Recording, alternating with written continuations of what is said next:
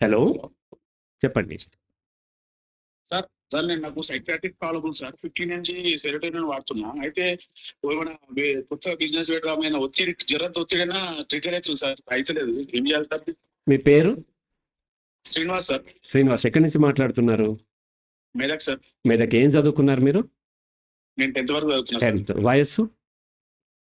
Hello, వయసు ఎంత మీరు? ఏజ్?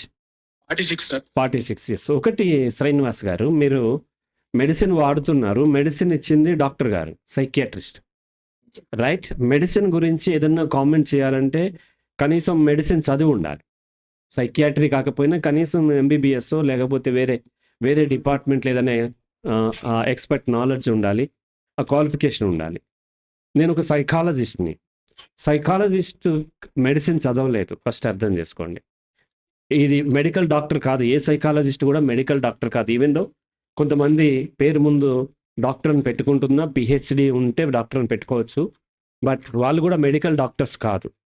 సో మెడిసిన్ గురించి మీరు కేవలం రిజిస్టర్డ్ మెడికల్ ప్రాక్టీషనర్స్ అంటారు. అంటే ఎంబీబీఎస్ అయిన తర్వాత మెడికల్ కౌన్సిల్ ఆఫ్ ఇండియాలో రిజిస్టర్ అయ్యి ఉంటారు.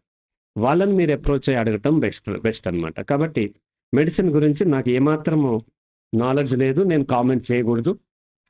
మీరు ఒక మంచి సైకియాట్రిస్ట్ని కలవండి, రివ్యూ చేసుకోండి మీ మెడిసిన్ని. రైట్? ఓకే. రైట్.